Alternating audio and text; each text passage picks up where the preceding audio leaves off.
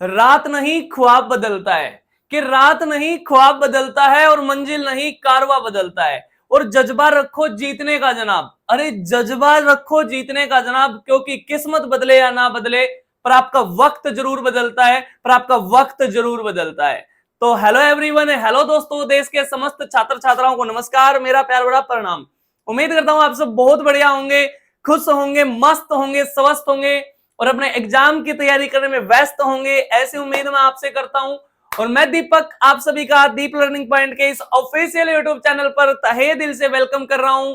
पूरी उत्साह और उमंग के साथ आप सभी का स्वागत करता हूं और फिर से हाजिर हूं आपके साथ इस जीएस रिवीजन की जो सीरीज चली हुई है, इसी सीरीज को आगे बढ़ाते हुए फिर से आज हम बातें करेंगे, जीएस को रिवाइज करेंगे।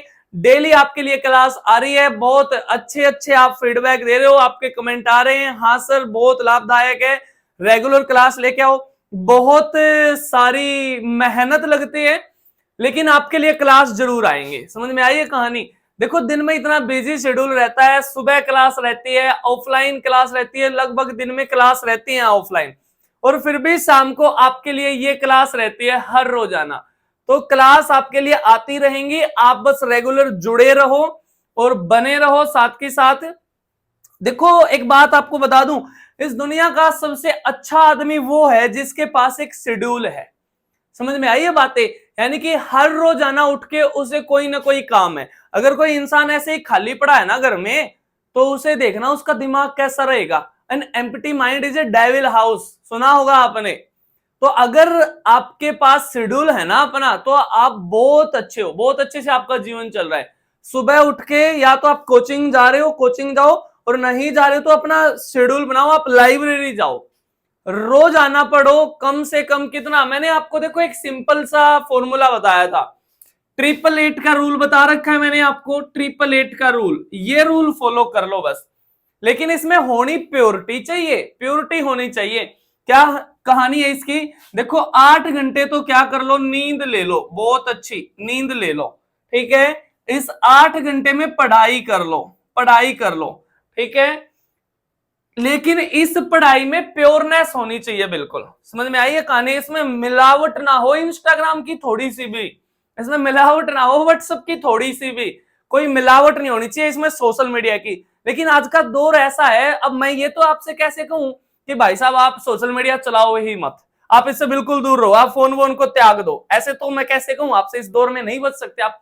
लेकिन बड़ा लिमिटेड टाइम उसको दो। ये जो 8 घंटे पढ़ाई के हैं, तो पढ़ाई ही करो इस 8 घंटे में, ठीक है। अगर फोन का यूज कर रहे हो तो उससे कोई लेक्चर देखो, कोई अपना डाउट क्लियर करो। ऐसा नहीं आप इंस्टाग्राम पे रील देख रहे हैं, रील देख रहे हैं। समझ में आई है कहानी? पता भी नहीं चलता कितनी रील देख दी है आपने। समझ में आई है कहानी? आज का जीवन तो ना कुछ ऐसा हो गया है, हर बच्चे की कहानी है। मैं आपको देखो रियलिटी बताऊं, यानी कि हर बच्चे को लगता है कि उसके जीवन की वो 35 से 40 सेकंड की जो रील है ना, वो बहुत इंपॉर्टेंट है। और जो 35 से 40 मिनट की जो रियल वीडियो है, कोई भी लेक्चर है, वो इंपॉर्टेंट नहीं है। यानी कि देखो कैसा समय आ गया है, 35-40 सेकंड की रील तो इंपॉर्टेंट है और 30-25-20 मिनट की वीडियो इंपॉर्टेंट नहीं है। कैसी कहानी है? अब देख लो आप खुद ही। देखो जो ये सोशल मीडिया है ना, ये जहां तक हमारे जीवन में जागरूकता फैला रहा है, तो कहीं ना कहीं हमारे जीवन को स्पॉइल भी कर रहा है। समझ में आई है बातें? हमारे जीवन को खराब भी करता जा रहा है। पता भी नहीं चलता हमने कितना टाइम फोन यूज कर लिया है, हमें पता भी नहीं कि कितना हैवी है ये हमारे ऊपर सोशल मीडिया। समझ में आई है कहानी? और रोजाना का भाई साहब ये 1.5 से जो 2 GB डेटा आपको मिलता है, ये मेरे भारत देश के इस युवाओं को है ना, बेरोजगार होने का एहसास नहीं कराता बिल्कुल भी। मैं आपको सच्चाई बात बता रहा हूं, बिल्कुल सच्चाई है ये रोजाना का जो 1.5 से 2 GB डेटा है। और आजकल तो भाई साहब बड़े आदमी हो आप, 5G चलाते हो, अनलिमिटेड मिलता है उसमें तो, है ना। तो उसमें तो पता भी नहीं कि कितना यूज किया है हमने, कितना नहीं, आपको अनलिमिटेड मिल रहा है, 24 घंटे बातें कर रहे हो, वीडियो कॉल कर रहे हो, मजे हो रहे हैं बिल्कुल, है ना। तो आप इस पे थोड़ा सा सोचो, सोच के देखो, अगर एक हफ्ता ये नेट बंद हो भी जाए, बंद हो जाए, तब पता चलेगा जो ये घर में ऐसे ही पड़े हैं ना बेफालतू में, जिन्हें कोई काम नहीं है, पढ़ाई के नाम पे जो ऐसे ही बस घर वालों को दिखा रहे हैं कि हम पढ़ रहे हैं, तब उन्हें पता चलेगा कि मैं क्या ठाली हूं या नहीं हूं। तो देख लो, इस सोशल मीडिया से थोड़ा सा बच के रहो भाई साहब, ठीक है। हाँ, लेकिन जो इसका सदुपयोग करता है उसके लिए बहुत अच्छी चीज भी है, मैं ये कतई नहीं कह रहा कि खराब चीज है, लेकिन आज के दिन प्रभावित ज्यादा हो रहे हैं बच्चे। पता भी नहीं चलता कितनी देर हमने फेसबुक चला ली, इंस्टा चला लिए, बार बार व्हाट्सएप का नोटिफिकेशन देख रहे हैं। अरे आएगा मैसेज, नौकरी लगने के बाद आएगा उसका मैसेज, सबका मैसेज आएगा, फिर समझ में आई है ना कहानी, उसके घर वालों का भी आएगा। आपसे ही बातें कर रहा हूं मैं, ठीक है। तो कुछ एक दिन का ये जो मेहनत है, कुछ एक समय की है, उस पे ध्यान दो। तो 8 घंटे तो नींद ले लो बहुत अच्छी सी, 8 घंटे पढ़ाई कर लो, और इस 8 घंटे में क्या कर लो, इस 8 घंटे में जो आपका बाकी के जो रूटीन के कार्य हैं वो कर लो। अब इसको भी ऐसे ब्रेक कर लो, 2-2 घंटे में, 2-2 घंटे में ऐसे ब्रेक कर लो। इस 2 घंटे में तो क्या है, आप एक्सरसाइज कर लो, चाहे आप जिम जाते हैं या कोई आप गेम खेलते हैं, कुछ भी काम करते हैं। समझ में आई है कहानी। इस 2 घंटे में आप अपनी फैमिली को टाइम दे लो, आप अपने परिवार को समय दे लो। समझ में आई है बातें। और इस 2 घंटे में आप अपने फ्रेंड्स को समय दे लो, यानी कि जितनी भी आपसे बकवास की जाए बकवास कर लो भाई साहब, जितनी भी की जाए। बकवास भी जरूरी है जीवन में, ठीक है, उससे भी तनाव कम होता है। अपने मित्रों में खूब मन से ठहाके लगा के हंस लो, जितना भी जोर जोर से हंसा जाए। समझ में आई है कहानी। और बाकी के ये जो 2 घंटे, इस 2 घंटे में ये चेक कर लो कि मैंने पढ़ाई में क्या रिवाइज करना है, क्या कुछ मेरी स्ट्रेटजी रहने वाली है, थोड़ा उस पर काम कर लो। 8 घंटे की नींद भी पर्याप्त है, 8 घंटे की नींद भी पर्याप्त है। समझ में आई है ना कहानी, ठीक है। अच्छे स्वास्थ्य के लिए अच्छी नींद का होना जरूरी है, बहुत है 8 घंटे की नींद। और इस 8 घंटे में पढ़ाई कर लो, ठीक है। ये 2 घंटे भी इसी में जोड़ सकते हो आप। समझ में आई है कहानी। 8 से 10 घंटे पढ़ लो, बहुत है।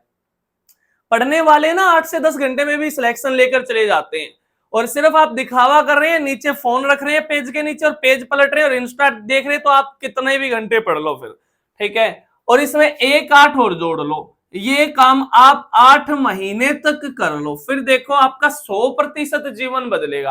अरे बदलेगा ना, 100% बदलेगा, ठीक है। कहानी मैं आपको हमेशा बताता हूं, आप पता नहीं अब क्वेश्चन आपसे पूछे जाएंगे यानी बहुत लंबा लेक्चर हो गया है। एक बात सुन लो मेरी, 8 महीने का क्या है ये रूल। देखो, आप जब पुलिस में लगते हो, आप आर्मी में जाते हो, आपकी ना ट्रेनिंग रहती है कितने महीने की, 8 से 9 महीने की रहती है, या आप मैक्सिमम मान लो 1 साल की रहती है, 1 साल की रहती है। आप 1 साल दो अपनी तैयारी को। आप ये मानो कि जो कोई आपका फ्रेंड ट्रेनिंग में है, आर्मी में है या पुलिस में है या किसी में भी है, उसका जो शेड्यूल है ना, बस वो शेड्यूल आप फॉलो कर लो। बस फर्क इतना है, वो सिस्टम के अंदर है, वो सिस्टम के, आप सिस्टम के बाहर हो, या कोई भी गवर्नमेंट जॉब वाला एम्प्लॉय है, उसका शेड्यूल फॉलो कर लो। कैसे, जैसे कि वो 9 बजे ड्यूटी जाता है तो 9 बजे वो ऑफिस जाता है। भाई साहब 9 बजे आप इस ऑफिस की जगह लाइब्रेरी चले जाओ, 9 बजे आप ऑफिस की जगह लाइब्रेरी चले जाओ, और 9 से 1 उसका वर्किंग आवर्स रहते हैं, और फिर 1 से 2 उसका लंच रहता है, तो आप भी 1 से 2 लंच कर लो, ठीक है। आप भी 1 से 2 लंच कर लो। उसके बाद 2 से 5 वो फिर से ड्यूटी करता है, वो ड्यूटी करता है, आप इसकी जगह अपनी स्टडी करो, रिवाइज करो। 5 की जगह 6 भी बज सकते हैं, ठीक है। ऑफिस से निकलते निकलते 6 भी बज जाते हैं ना। उसके बाद रात में वो देखता है कि सुबह ऑफिस का क्या काम है, क्या कुछ कहानी है, क्या रिपोर्ट लेनी है, क्या रिपोर्ट देनी है। यानी कि रात को 8 से 10, 8 से 10 यानी कि 10 या 10:30, 2 से 2.5 घंटे फिर आप स्टडी कर लो, दिन में क्या पढ़ा है क्या नहीं पढ़ा है। भाई साहब मैं आपको गारंटी देता हूं, 1 साल आप ये शेड्यूल फॉलो कर लो, ठीक है। 8 महीने में ही जीवन बदल जाएगा। ये 888 का जो रूल फॉलो करोगे ना, इसी में जीवन बदल जाएगा। देखना, आप भी 1 साल के बाद अपने आप को सिस्टम के अंदर देखोगे। समझ में आई है कहानी। तो ये कहानी है, और बार बार रिवाइज करो चीजों को, बार बार रिवाइज करो। जीएस को याद करने की ट्रिक सबसे अच्छी क्या है, बार बार लिखो, बार बार लिखो, और 2-3 बार ही लिखने से याद हो जाएंगी। मुझे कैसे याद हो रखी है, मैंने कितनी बार ये चीजें लिखी है, तब जाके मेरे को भी याद हुई है। पहली बार जब जीएस को पढ़ रहे हो तो आप ऐसे पढ़ो जैसे आप न्यूज़पेपर पढ़ रहे हो, पेन रख के ऐसे पढ़ो जैसे न्यूज़पेपर पढ़ रहे हो, ठीक है।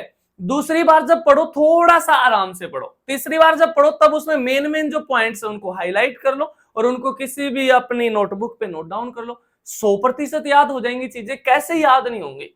आप जैसे मैं आपको बताता हूं वैसे पढ़ो। तो जैसे मैं ज्योग्राफी आपको पढ़ाई है, आपको स्टैटिक जीके पढ़ाई है, मैप से जो पढ़ाया है, आप ऐसे पढ़ो 100% चीजें याद होंगी। ठीक है, जीवन बदलेगा आपका। चलो अब कुछ क्वेश्चन पूछ लिए जाएं या नहीं पूछ लिए जाएं?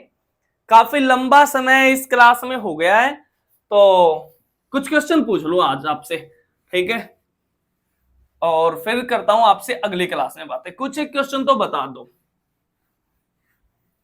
और जो भी आपके डाउट रहते हैं, पढ़ाई हो रही है नहीं हो रही है, क्या डाउट है किसी भी टॉपिक से है, आप जरूर पूछा करो, ठीक है? कमेंट करके जरूर पूछा करो। चलो क्वेश्चन है आपका,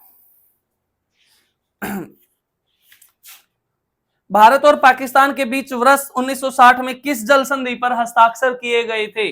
भाई 1960 में कौन सा समझौता हुआ है आपका? 19 सितंबर 1960 को हुआ है क्या सिंधु नदी जल समझौता? सिंधु नदी जल समझौता हुआ है किस किस के बीच में? हमारे और पाकिस्तान के बीच में, भारत और पाकिस्तान के बीच में सिंधु नदी पे। तो सिंधु की 5 सहायक नदियां हैं सिंधु से अलग। एक सिंधु है, एक झेलम है, एक चेनाब है, एक रावी है, एक व्यास है, और एक आपकी सतलुज है। तो ये समझौता हुआ है 19 सितंबर 1960 को। किस किस के मध्य? भारत की ओर से थे इसमें पंडित जवाहरलाल नेहरू, और इसकी तरफ से थे इसमें मोहम्मद आयूब खान जो सेकंड प्रेसिडेंट थे किसके?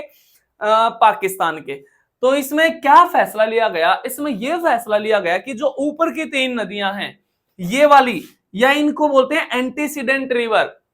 एंटीसीडेंट तो इनमें सिर्फ सिंधु है वैसे, ठीक है? इन्हें ना पूर्व की नदियां बोलते हैं, पूर्वी नदी बोलते हैं इनको, ठीक है? और इनको बोलते हैं पश्चिमी नदी। जब मैंने इसका मैप पढ़ाया था तो भी बातें ये बताई थी, सिंधु रिवर सिस्टम जब बताया था।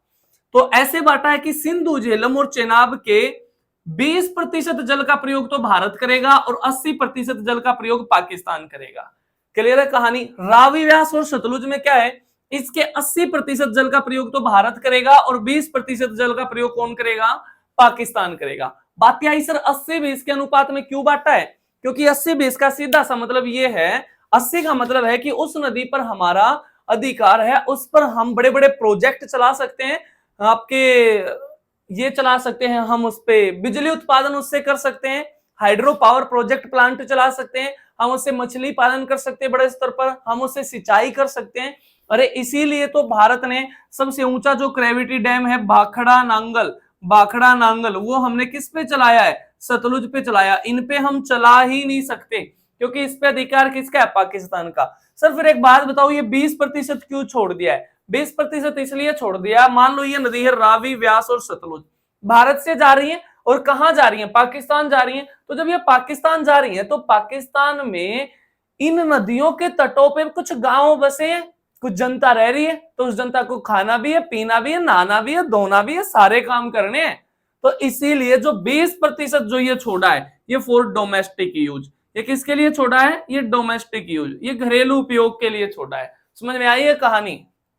तो इतनी सी बातें आपसे पूछ लेगा, सिंधु नदी जल समझौते के तहत भारत की नदियां कौन सी हैं? रावी, व्यास और सतलुज। 3 ये दे देगा और एक यहां से दे देगा, व्यास दे देगा, और पूछेगा निम्नलिखित में से किस नदी पर भारत का अधिकार है? तो व्यास पर है। बता दोगे? इतनी सी कहानी है।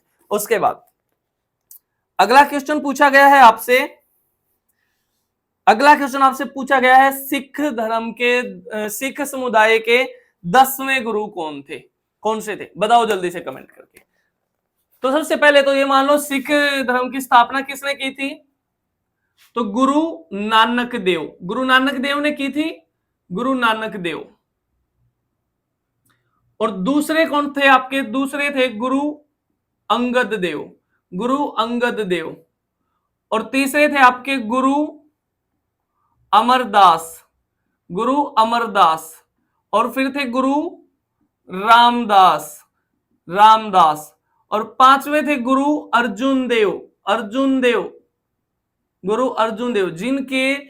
जिन्होंने ही स्थापना की थी किसकी?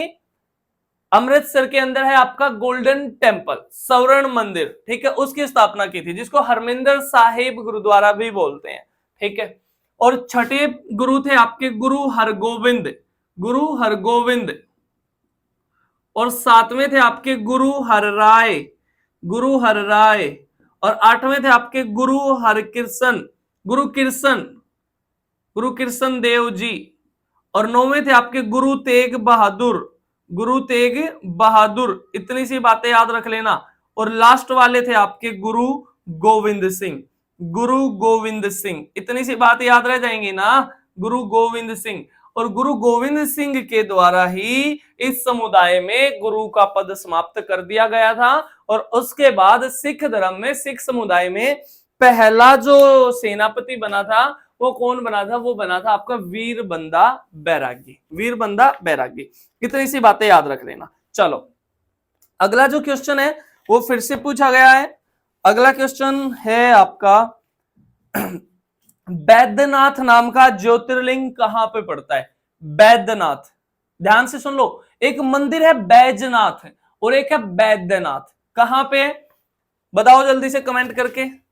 एक राज्य है जो बना है सन 2000 के अंदर, और वो राज्य टूट के बना है बिहार से, और बिहार से टूट के राज्य बना है आपका झारखंड। तो झारखंड के अंदर पड़ता है, झारखंड के अंदर। तो हमारे भारत में टोटल कितने ज्योतिर्लिंग? हमारे भारत में कितने टोटल ज्योतिर्लिंग? हमारे भारत में कुल ज्योतिर्लिंग 12 हैं, जो भगवान शिव से एसोसिएटेड है, भगवान शिव से एसोसिएटेड है, संबंधित है।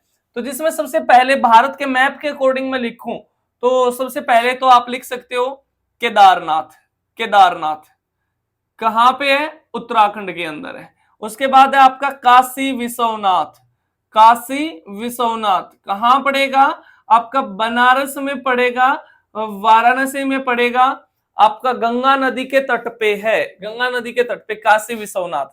फिर आपका बैद्यनाथ, बैद्यनाथ ये कहां है? झारखंड के अंदर है। झारखंड के अंदर है ना, डिस्ट्रिक्ट पड़ता है देवघर, देवघर वहां पे पड़ता है, ठीक है। उसके बाद फिर है श्री ब्राम्बा रामबा मल्लिकार्जुन मंदिर, श्री ब्राम्बा रामबा मल्लिकार्जुन मंदिर, मल्लिकार्जुन, मल्लिकार्जुन मंदिर। ये कहां पड़ेगा? ये पड़ेगा आपका आंध्र प्रदेश में, आंध्र प्रदेश में, ठीक है, आंध्र प्रदेश। भाषा के आधार पे गठन किया जाने वाला, गठित होने वाला पहला राज्य है। 1953 में गठन किया गया था आंध्र प्रदेश का, ठीक है। किस भाषा के आधार पे? तेलुगु भाषी क्षेत्र जो था उसके लिए गठन किया गया था आंध्र प्रदेश का। और उसके बाद फिर है आपका रामेश्वरम, रामेश्वरम, रामेश्वरम कहां पे पड़ेगा? तमिलनाडु में पड़ेगा, पंबन द्वीप पे पड़ेगा। और रामेश्वरम में ही जन्म हुआ था, हमारे राष्ट्रपति रहे हैं कौन? डॉक्टर एपीजे अब्दुल कलाम आजाद, जो मिसाइल मैन ऑफ इंडिया भी कहे जाते हैं, जिन्होंने इसरो में भी काम किया है और जिन्होंने डीआरडीओ में भी काम किया है। कमेंट करके बताओगे कि डीआरडीओ की और इसरो की स्थापना कब की गई? ये आपके क्वेश्चन रहेंगे आज। दोनों ही बता रखे हैं मैंने इस सीरीज में, ठीक है। इस सीरीज में बहुत सारे क्वेश्चन डिस्कस कर रखे हैं, अगर सीरीज से जुड़े हो तो आपको पता होगा। उसके बाद फिर आपके 2 ज्योतिर्लिंग हैं आपके कहां पर? मध्य प्रदेश के अंदर। एक का नाम है महाकालेश्वर, महाकालेश्वर। ये महाकालेश्वर कहां पड़ेगा? ये पड़ेगा आपका उज्जैन में, उज्जैन में, मध्य प्रदेश के अंदर पड़ेगा। किस नदी के तट पे पड़ेगा? शिप्रा नदी पड़ती है, जो उज्जैन शहर है ना वो शिप्रा नदी के तट पे है। और यहाँ पे महाकालेश्वर ज्योतिर्लिंग है। उज्जैन को इसीलिए कहा गया महाकाल की नगरी, महाकाल की नगरी। और एक और है मध्य प्रदेश में जिसका नाम है ओंकारेश्वर, ओंकारेश्वर नर्मदा नदी के तट पे पड़ेगा, मध्य प्रदेश में ही ओंकारेश्वर। और फिर है आपका 3 ज्योतिर्लिंग पड़ेंगे आपके कहां पे? 3 ज्योतिर्लिंग पड़ेंगे आपके महाराष्ट्र के अंदर, महाराष्ट्र के अंदर। एक है आपका भीमा शंकर, भीमा शंकर, भीमा शंकर है ना, भीमा नाम की नदी के तट पे है। और भीमा किसकी सहायक है? भीमा आपकी सहायक है किसकी? कृष्णा की सहायक है। भीमा है, कोयना है, मूसी है, और पंचगंगा है, दूध गंगा है, घाट प्रभा है, माल प्रभा है, ये कृष्णा की सहायक हैं। और कृष्णा क्या है? भारत की डायमंड रिवर कहा गया है कृष्णा को। अगर थोड़ी सी बातें याद हो तो एक दिन है ना, एक क्लास में सारी नदियों का निचोड़ लेकर आऊंगा, जिसमें सारी नदियां पढ़ेंगे हम बहुत अच्छे से। मोस्ट इंपोर्टेंट जो क्वेश्चन रहेंगे नदियों के वो पढ़ेंगे उसमें, ठीक है। उसके बाद फिर है घृष्णेश्वर। घृष्णेश्वर ये भी कहां पड़ता है, ये भी महाराष्ट्र में पड़ता है। और फिर आपका त्र्यंबकेश्वर, त्र्यंबकेश्वर, त्र्यंबकेश्वर ये भी महाराष्ट्र में। यहीं से तो नदी निकलती है आपकी गोदावरी, गोदावरी जो कही जाती है बूढ़ी गंगा या वृद्ध गंगा इसको बोलते हैं, ठीक है। उसके बाद दो पड़ते हैं आपके कहां पर, गुजरात के अंदर पड़ते हैं दो। एक है आपका गिर सोमनाथ, गिर सोमनाथ, गिर सोमनाथ जिस पर महमूद गजनवी ने भी आक्रमण किया था, अगर आप इतिहास पढ़ रहे हैं तो। गिर सोमनाथ। और दूसरा है आपका नागेश्वर, नागेश्वर, नागेश्वर ये आपका गुजरात के अंदर है। अगर मैं इनको थोड़ा सा हाईलाइट करके बताऊं तो आप समझ जाओगे कि कौन सा कहां पे। मैं लिख देता हूं, जो कई कई है एक राज्य में, देखो महाकालेश्वर और ओंकारेश्वर ये मध्य प्रदेश में है, मध्य प्रदेश में है। और भीमा शंकर, घृष्णेश्वर और त्र्यंबकेश्वर ये आपके महाराष्ट्र के अंदर हैं। और गिर सोमनाथ और नागेश्वर आपके गुजरात के अंदर हैं। ये 12 ज्योतिर्लिंग है भारत के अंदर। और अगर आपसे पूछ ले कि हमारे प्यारे भारत में मंदिरों की शैली कौन सी पाई जाती है और कितनी पाई जाती है, ये है हमारा प्यारा भारत, ठीक है। थोड़ा सा अगर मैं मैप बनाऊं, ऐसी ड्राइंग है मेरी भाई साहब, समझ जाना आप, ठीक है। ड्राइंग के साथ कोई मजाक नहीं करेगा, मेरी ड्राइंग के साथ समझ में आई ये कहानी, ठीक है। ये हमारा प्यारा भारत है। तो भारत में ना 3 शैलियां देखी जाती हैं मंदिरों में, 3 शैलियां। एक है नॉर्थ में जो शैली देखी जाती है वो है आपकी नागर स्क्रिप्ट, नागर शैली देखी जाती है, ठीक है। और जो आपका सेंट्रल इंडिया है, जो मध्य भारत है, यहां पर बेसर शैली देखी जाती है, बेसर स्क्रिप्ट देखी जाती है। और जो दक्षिण भारत है, दक्षिण भारत है, यहां पर कौन सी शैली, यहां पर है ना द्रविड़ शैली देखी जाती है, द्रविड़ शैली। कोई इंग्लिश में लिख दिया मैंने, कोई हिंदी में लिख दिया है, समझ जाना आप बातों को, ठीक है। थोड़ी सी भावनाओं को समझ लिया करो, ठीक है बातें। चलो अब इसमें फर्क क्या है, इन शैलियों में क्या डिफरेंस है। मेन डिफरेंस तो ये है कि जो नागर शैली के मंदिर है ना, इनमें भगवान की प्रतिमा को, भगवान की मूर्ति को मंदिर के अंदर रखा जाता है, यानी कि गर्भगृह के अंदर रखा जाता है। समझ में आई है कहानी, ये डिफरेंस है मेन। और जो द्रविड़ शैली है इसमें क्या है, इसमें भगवान की प्रतिमा को मंदिर से बाहर रखा जाता है और फिर उस प्रतिमा की परिक्रमा की जाती है, कुछ ऐसी कहानी है। और बेसर क्या है सर, फिर जनाब बेसर है ना मिश्रित रूप है दोनों का, यानी कि उसमें कुछ नागर के मंदिर है, कुछ द्रविड़ के। यानी कि अगर आपसे पूछ ले कि नागर शैली और द्रविड़ शैली का जो मिश्रण है या जो मिश्रित रूप है वो क्या कहलाता है, वो बेसर शैली कहलाता है। इतनी सी कहानी है मंदिरों के बारे में, इतनी बातें याद रख लो। वैसे अलग से पढ़ाऊंगा आपको किसी क्लास में टेम्पल्स ऑफ इंडिया, भारत के मंदिर। एक बातें और जान लो अभी यहां से मंदिरों से। एक मंदिर है भारत का, एक क्या काफी मंदिर है भाई साहब, 2-3 मंदिर हैं जो किसमें शामिल हैं, जो आपके यूनेस्को में भी शामिल है। लिख देता हूं मैं नाम। एक तो अभी 2023 में शामिल किया गया था होयसलेश्वर का मंदिर, होयसलेश्वर के मंदिर। ये कहां पे है होयसलेश्वर मंदिर, ये आपका कर्नाटक में पड़ेगा, कर्नाटक में होयसलेश्वर मंदिर और शांति निकेतन को एक साथ ये यूनेस्को का टैग मिला था, एक साथ। और उसके बाद फिर और मंदिर है, ये एक हो गया, ये 2 हो गया। फिर रामप्पा मंदिर, रामप्पा मंदिर तेलंगाना से है भाई साहब, तेलंगाना से, ये भी यूनेस्को में शामिल किया गया है। और एक है आपका जो सबसे पहले शामिल किया गया था, मंदिरों की मैं बातें करूं, 1984 में शामिल किया गया था, जिसका नाम है सूर्य मंदिर, सूर्य मंदिर। और ये कहां पड़ता है, ये आपका कोणार्क में पड़ता है। कोणार्क शहर है उड़ीसा का, तो इसीलिए इसको बोलते हैं कोणार्क का सूर्य मंदिर।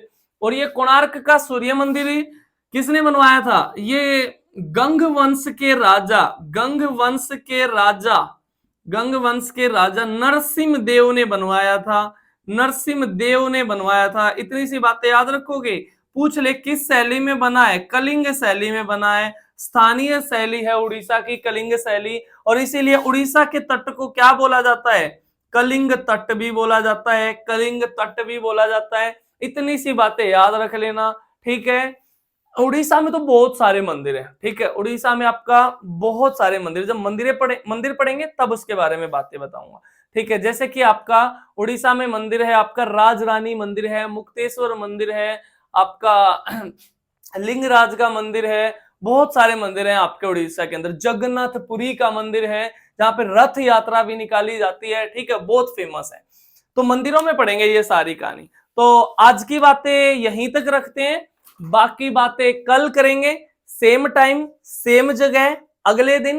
तब तक के लिए सारे खुश रहो, मस्त रहो, स्वस्थ रहो, अपना ख्याल रखो और अपने घर वालों का ख्याल रखो। और जो बातें मैंने आज आपको बताई हैं, 8 महीने का जो खेल है सारा, या मैक्सिमम 1 साल मैंने बातें बताई हैं, जो गवर्नमेंट जॉब वाला एम्प्लॉय आपका उसका शेड्यूल है वो आप फॉलो कर लो। वो सिस्टम के अंदर है, आप सिस्टम के बाहर हो। 1 साल के बाद आप भी सिस्टम के अंदर देखोगे अपने आप को, ठीक है, लेकिन उसमें प्योरिटी होनी चाहिए आपके शेड्यूल में, ठीक है, उसमें प्योरनेस होनी चाहिए, मिलावट ना हो किसकी, इंस्टाग्राम की या कोई और भी सोशल मीडिया अगर आप यूज कर रहे हैं। थोड़े से दिन के लिए इन्हें छोड़ दो। ये जो रात को जो बातें करते हो, वीडियो कॉल करते हो, चैटिंग करते हो, भाई साहब सबके वीडियो कॉल आएगी, फिर बताइए ना बातें, उसका क्या, उसके घर वालों का भी मैसेज आएगा, ठीक है। क्लियर है ना कहानी?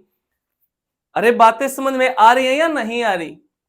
मेहनत इतनी करो कि पापा की परी भले ही आपको रिजेक्ट कर दे, पर मेहनत इतनी करो कि उसका बाप आपको सिलेक्ट कर दे, उसका बाप आपको सिलेक्ट कर दे। समझ में आई है कहानी?